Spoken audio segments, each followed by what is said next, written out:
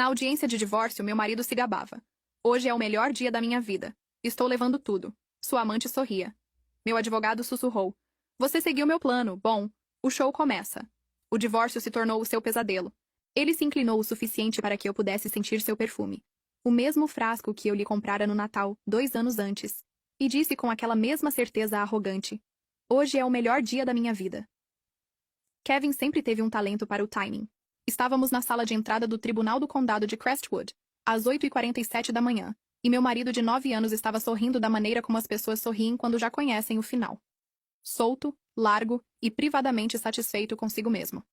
Seu advogado, um homem chamado Drew Callahan, que usava abotoaduras em uma audiência de terça-feira e cobrava $650 por hora, ficava logo atrás do ombro esquerdo dele, como uma sombra cara. E então havia Sophie. Ela tinha 26 anos, o que a tornava 11 anos mais nova do que eu e 14 anos mais nova do que Kevin. Ela tinha aquele tipo específico de beleza que parece effortless e custa uma fortuna para manter. O cabelo dela estava perfeito. Os saltos tinham 10 centímetros. Ela estava ao lado de Kevin como se estivesse ao lado dele havia anos, o que eu descobriria depois que, de certa forma, ela estava mesmo. Ela usava a pulseira. Quero que você guarde esse detalhe, porque ele é importante. Era uma pulseira alhambra da Van Cleef & Arpels, daquelas com pequenos motivos de trevo de 4 folhas, delicada e obscenamente cara. $5.200 para ser precisa. Kevin a comprou numa tarde de terça-feira em outubro, numa terça-feira em que me mandou uma mensagem dizendo que estava afundado em reuniões, que poderia se atrasar e que eu não deveria esperar acordada. E eu sei o preço. E eu sei o dia exato. E eu sei o nome da vendedora da boutique na Avenida Meridian que a embalou como presente, porque quando entrei naquele tribunal eu sabia tudo.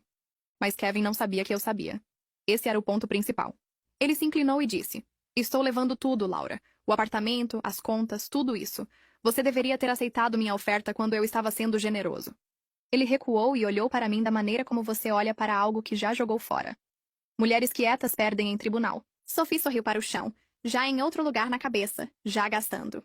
Eu não disse nada. Então, por trás de uma coluna de mármore à minha esquerda, Harold Whitman apareceu. Ele tinha 68 anos. Usava um terno que havia sido bem feito por volta do fim da década de 1990 e que havia sido cuidado meticulosamente desde então. Cheirava a tabaco de cachimbo e livros antigos.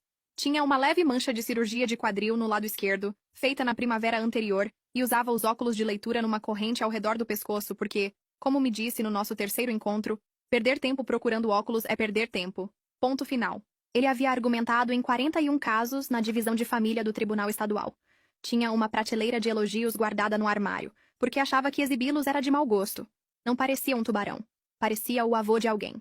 Ele me olhou por cima dos óculos e fez uma pergunta. Você trouxe os documentos que discutimos? Cada um deles? Trouxe, eu disse. Ele assentiu uma vez. Depois olhou para Kevin. Realmente olhou para ele da forma como um médico olha para um exame. E disse em voz baixa, sem calor nem teatro. Prepare-se, Sr. Bennett. Hoje será educativo. Kevin riu. Drew Callahan endireitou as abotoaduras. E nós entramos no tribunal.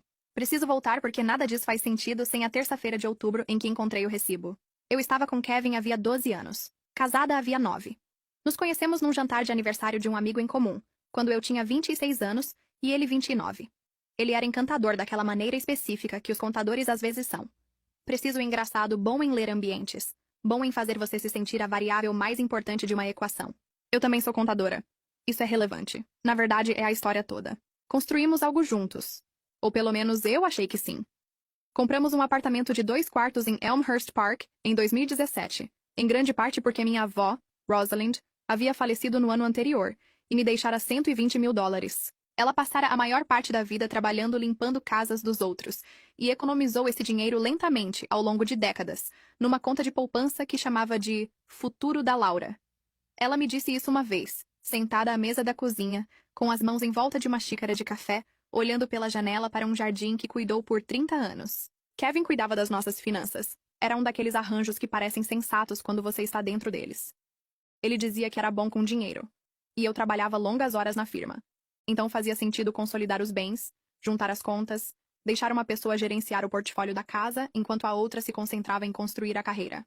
Exceto que eu era a que estava construindo a carreira, e ele aparentemente estava fazendo outra coisa com o tempo. Encontrei o recibo numa quinta-feira à noite, em outubro. Ele havia deixado o paletó pendurado na cadeira da sala de jantar.